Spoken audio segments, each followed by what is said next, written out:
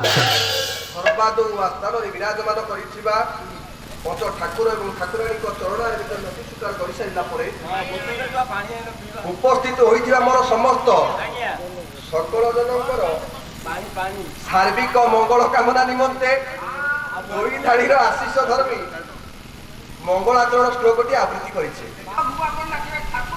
ହଉଏଣିକି ଧୀମନ୍ତ ମଣ୍ଡଳୀ ମର ଏରିବେ ଶ୍ରବଣ ଏ ସଂକ୍ଷେପରେ ଦୁଇ ଧାଡ଼ି ମୋ ମଙ୍ଗଳାଚରଣ।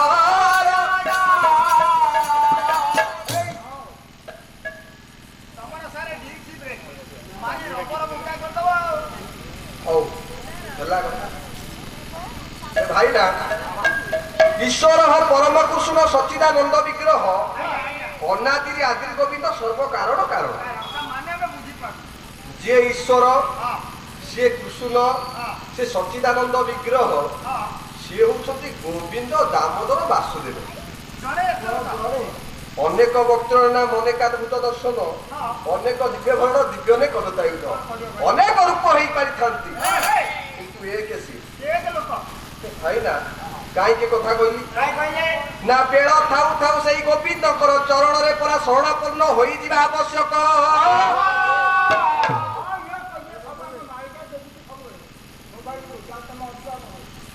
ହେ ମୋର ଜ୍ଞାନୀ ସଜ୍ଜନ ସେଇ ଗୋବିନ୍ଦଙ୍କର ଚରଣରେ ଆମକୁ ଶରଣାପନ୍ନ ହବା ପାଇଁ ପଡିବ ଗୋବିନ୍ଦଙ୍କ ଚରଣରେ ଶରଣାପନ୍ନ।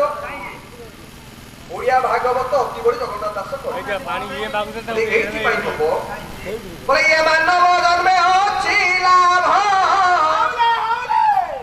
ଯେବେ ଗୋବିନ୍ଦେ କରେ ଭାବ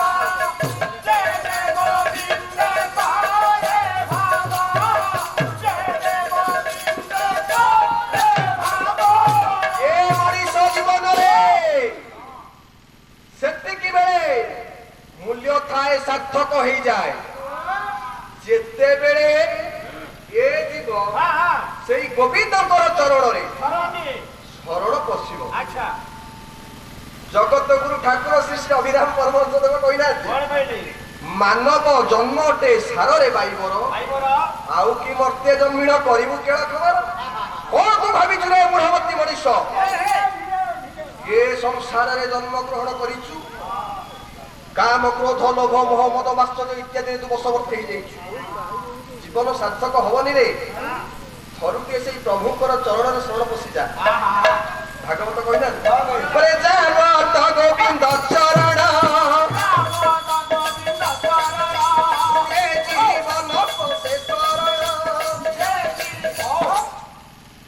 ଯାବତ ଗୋବିନ୍ଦ ଚରଣ ଏ ଜୀବନ ପଶେ ଶରଣ बोले ताबत नुहे आत्मा सुखी विरते ताबत दुखी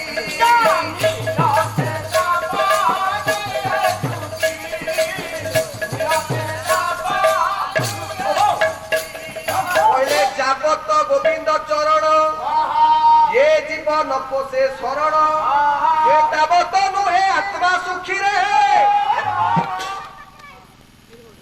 जे पर्यंत ये जीव से गोविंदकर चरण रे शरणापन्न न हेला से पर्यंत आत्मा केबे हेले सुख पाती नहीं।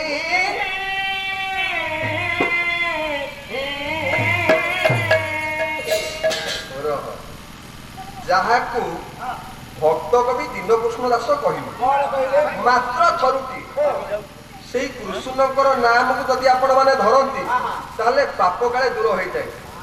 कौन कहले से पदटा बोले कृष्ण कथारे पाप क्षय जेते करी न पारे पापी पाप जेते करी न पारे पापी पाप जेते करी न पारे पापी पाप जेते ये संसार जंजाल भय ये संसार क्षण भंगुर दुनिया ये संसार भितर जन्म ग्रहण करथिले काम क्रोध लोभ मोह मद माश्चर्य इत्यादि आमे माने बशवर्ती होइथा रे रे बुढ़ावती मनीष मात्र थरुटी जदि से गोविंदकर नाम को तू धरीचु एते पाप दूर हो एते पाप दूर हो जे गोटे पापी ता जीवन काल मध्य से पाप से आगे अर्जन कर कहले कृष्ण नाम पाप क्षय जेते करी नपारे पापी पाप से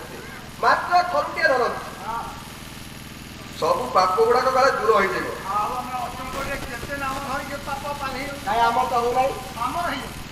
सत्य कौन आज्ञा पाप दूर आम जिते संकीर्तन करुचे नाम संकीर्तन करुचे माड़ी गड़ौचे ब्याग भितर रखी अच्छा ये कौन पाप दूर हो सतर कौन दूर हो हरि हरि भजी लेखी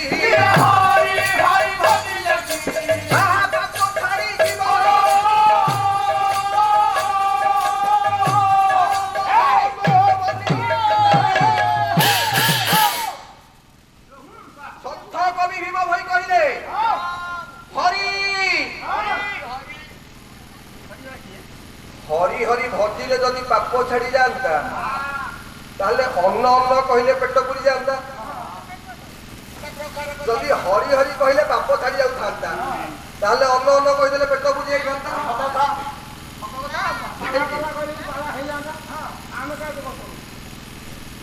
जगत गुरु ठाकुर श्री श्री अभिराम परमहंस देव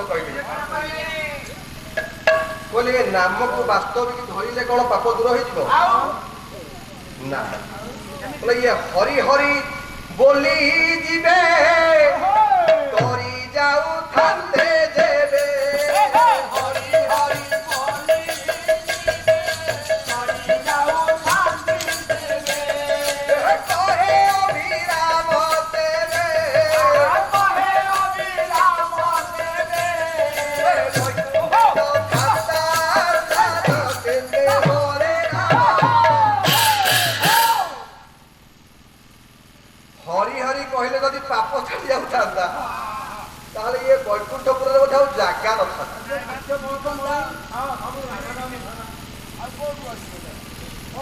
कौन आम आज्ञा प्रभु को नाम को धरवानी मनरे प्रश्न आसो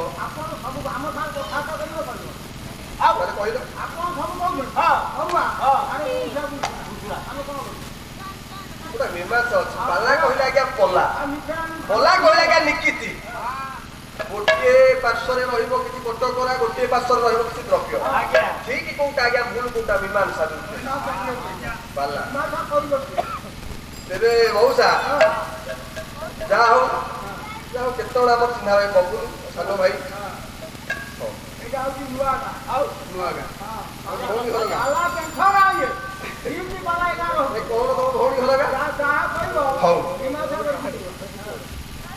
तेरे अभिराम परमहंस देव कहले हरि हरि जदि आम कहूता कहले जदि पाप छाड़ी जाता वैकुंठपुर में हुए तो आउ स्थान न था आज्ञा जिते मत आगे सब बापा मैंने बस ज्ञानी गुणी आम आज्ञा कि जानी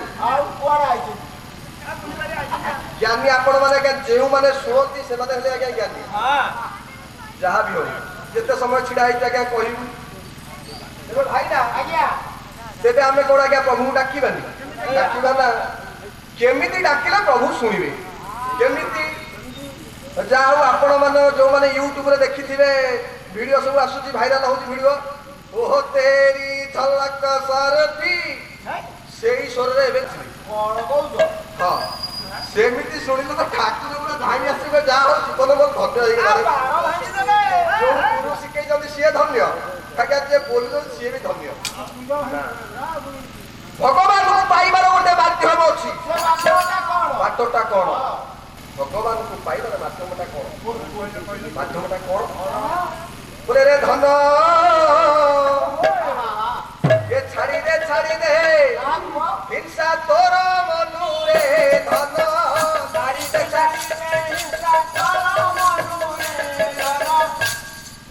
जगत गुरु ठाकुर अभिराम परमहंस देव कहले ए मनुष्य जो पाई सार्थक हो मन भीतर थरुटे तोर हिंसा भावना को दूर कर दे कहीं हिंसा तो होर मूल हिंसा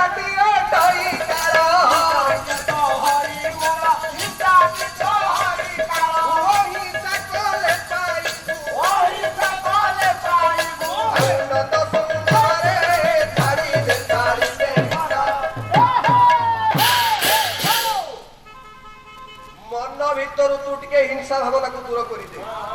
ଏ ଶରୀରରେ ଭକ୍ତି ଭାବନା ଜାଗ୍ରତ ହେଇ ଉଠିବ। ଭକ୍ତି ଭାବନା ଯେତେବେଳେ ଜାଗ୍ରତ ହେଇ ଉଠିବ ପ୍ରଭୁଙ୍କ ହାତେ ତ ଆପେ ଆପେ ଉଠିଯିବ ମସ୍ତକ। ନା ସେମିତି ବି ହବନି। ଆଉ କେମିତି ହବ? ସେ ବାଟ ବି ଆଜ୍ଞା ହବନି। ହିଂସାକୁ ଛାଡୁନାହାନ୍ତି, କିନ୍ତୁ ବର୍ତ୍ତମାନ ସମୟରେ ଆଉ ଗୋଟେ ବାଟ ଅଛି ଭଗବାନଙ୍କୁ ପାଇବାର। ଯାହା ହଉ ଏବେ ଗଲା ଜାଗର ଆପଣ ମାନେ ଦେଖିଥିବେ ସବୁ ଦୀପ ଜାଳିଲେ। ଦୀପ ଆଜ୍ଞା ଜାଳିବେ। ଆଚ୍ଛା ଦୀପଟା କେମିତି? ମୁଁ ଯାଇ ପଚାରିଲି, ଆମ ଜଣେ ସାଙ୍ଗ ଘରେ ପହଞ୍ଚିଲି, ପଚାରିଲି ଆଚ୍ଛା ତମର ସବୁ ଦୀପ ଜାଳିଲ? ନା ହଁ ଆମେ ଦୀପ ଜାଳିଲୁ। କେତେଟା ଦୀପ ଜାଳିଲ? ନା 8 ଜଣ ପରିବାର ସମସ୍ତଙ୍କ ନାଁରେ ଗୋଟେ ଗୋଟେ ଦୀପ ଆମେ ଜାଳିଲୁ। 8 ଜଣ 8ଟା ଦୀପ। ନା ଆଚ୍ଛା ଦୀପ ଜଳିଲା? ଦୀପ ଜଳିଲା? ନା ହଁ ଜଳିଲା। ଆଜ୍ଞା ଦୀପ କୋଉଠି ଜଳେ? ଦୀପ ଜଳେ ଆଜ୍ଞା ଦୀପ ଜଳେ ନା ତେଲ ଆଉ ବଳିତା ଜଳେ, ଦୀପ ଜଳେଇନି। ଆଚ୍ଛା ଠିକ ଅଛି, ତମେ ଜାଳିଲ ଭଲ ହେଲା। ଆଚ୍ଛା ଦୀପଟା କୋଉଠି ଜଳାଯାଏ? ଦୀପଟା କୋଉଠି ଜଳାଯାଏ? ନାଇଁ, ଯୋଉଠି ଅନ୍ଧାର ଥାଏ ଦୀପ ସେଇଠି ଲଗେଇବା ଦରକାର। ଏଠି ତ ଏଡେ ଏଡେ ହାଲୋଜିନ ଲାଇଟ୍ ପଡିଛି, ଏ ମନ୍ଦିର ସାରା ତମେ କଣ ବସି ଦୀପ ଲଗଉଛ? ଜାଗି ଅଛି ବ୍ରହ୍ମ ଅଗ୍ନି ଅନେକ କୁଣ୍ଡେ। ଜାଗର କହିଲେ ଜାଗ୍ରତ ହବା ଦରକାର। ଦୁଷ୍ଟ ଅବହେଳିତ ଲୋକ ଯେଉଁମାନେ ଅଛନ୍ତି 10 ଟଙ୍କାର ବିସ୍କୁଟ ଟିକେ ପାଉନାହାନ୍ତି ଖାଇବା ପାଇଁ। ଆରେ ଭାଇ ସେ ଯୋଉ ବାଲାଜୀ ଘିଅ, ଡୁପ୍ଲିକେଟ ଘିଅ, ତାକୁ ଜାଣିଲେ କଣ ହବ? ସେ ତ ଏଡେ ଏଡେ ଲାଗିଛି ଲାଇଟ୍ ଲାଗିଛି, କିଛି ଆଜ୍ଞା ମୂଲ୍ୟ ନାହିଁ। ପ୍ରଭୁଙ୍କୁ ଆମେ କି ଦୀପ ଜଳିବା ଆଜ୍ଞା? ଗୋଟେ ସୂର୍ଯ୍ୟ ଚନ୍ଦ୍ର ଯାହାକୁ ସବୁବେଳେ ଆଲୋକ ପ୍ରଦାନ କରୁଛନ୍ତି, ଗୋଟେ ସୂର୍ଯ୍ୟ ଚନ୍ଦ୍ର ଦିବାନିଶି ତାକୁ କରନ୍ତି ଆଳତି ଏବେ କରନ୍ତି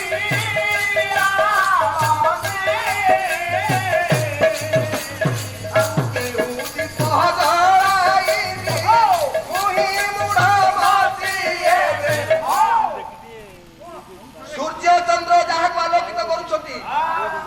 ଛୋଟିଆ ଦୀପଟା ଲଗେଇଲେ କଣ ହବ? କିଛି ଆଜ୍ଞା ମୂଲ୍ୟ ନାହିଁ। ଯାହା ହଉ ଆଉ କେତେ ଜଣ ଅଛନ୍ତି କହିଲେ ବାଲ୍ୟ କାଳୁ ଧନ ଧର୍ମ ମୋର ଜୀବ ହେ ଜୀବନ ନିକଟ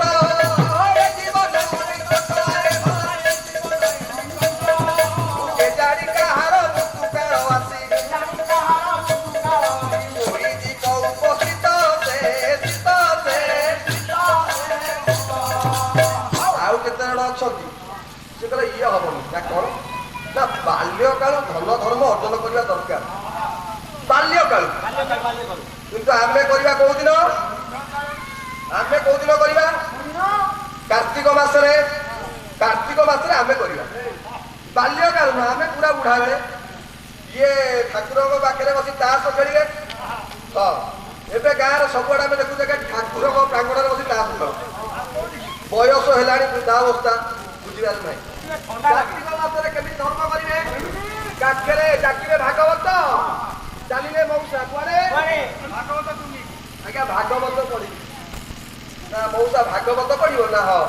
ନା ମଉସା ଆଗରୁ ପଢିଲ ନେଇ, ଆଖିକି ଦେଖାଯିବନି, ଭୁଲ ଭାଲ ହବ, ମନରେ ଭୁଲ ହବ, କାହିଁ ପଢିବ?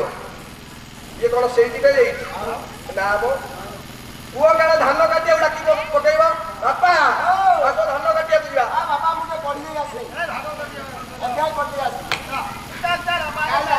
ପୁଅରେ ମୁଁ ପରା ଆଉ ମାଉଁସ ଖାଉନେଇ। ସତରେ ମାଉଁସ ଖାଉନୁ? ଆଉ ମାଉଁସ କୋଉଠୁ ଖାଇବୁ? କହୁନୁ ମାଉଁସ କେତେ ଛାଡି ଯାଇଛି? ତୁ ତ ମୂଳରୁ ଜମା ଦାନ୍ତ ନାହିଁ, ଗୋଟେ ପାକୁଳେଇବୁ। ମୂଳରୁ ଦାନ୍ତ ନାହିଁ, କଣ ପାକୁଳେଇବୁ? ନା କିନ୍ତୁ ଆମର ଭକ୍ତି ଆଜ୍ଞା ଏମିତିକା, ଇଏ ବୃଦ୍ଧା ଅବସ୍ଥାରେ ଯାଇକି ଆମେ ପହଞ୍ଚିବ। ଭାଗବତ ପଢିବା ଆଜ୍ଞା କିଛି ମୂଲ୍ୟ ଅଛି?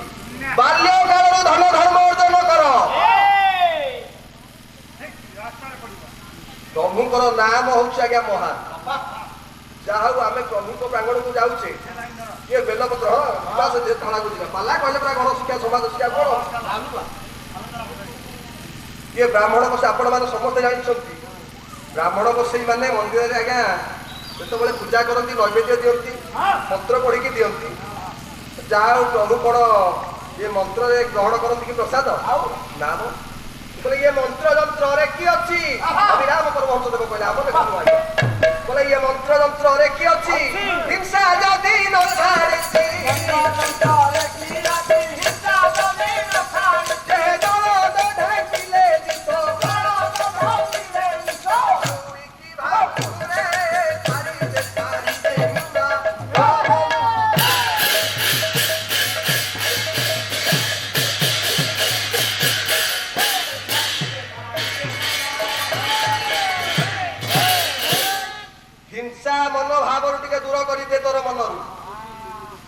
ब्राह्मण गोसाई माने पूजा कले मंदिर रे मंत्र पढ़िले अच्छा प्रभु ग्रहण करिवेनी काहेकि जे पर्यंत मन रे हिंसा भावना दूर हेनी आमे प्रभु को पाखु आज्ञा गले रंग मुखा कंढे के देखिबा वास्तविक प्रभु देखि परिबा नाही न मूर्ति की देखिबा हां से भाव आज्ञा आसीबो बोले दिया देखि जीवा गो सही जदी दिया देखिबा कुछा बोले दिया देखि जीवा गो सही देउड़ा रे दिया देवता नाही दिया देखि जीवा नाही राजा अछती देखिबो आ अछती देखिबो बोले दिया देखिबा को मनरे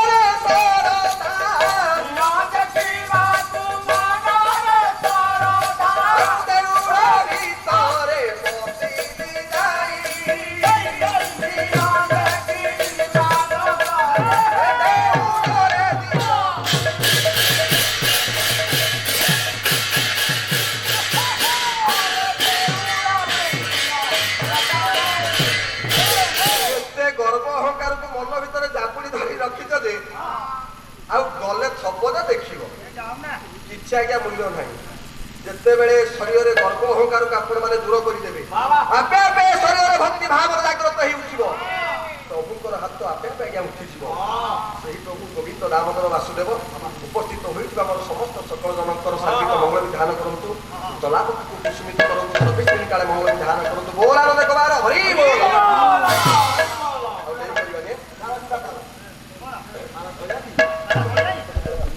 करमोला पुण्य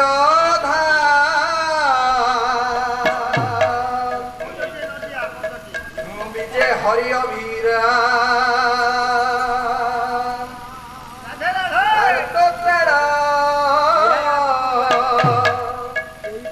सत्य नारायण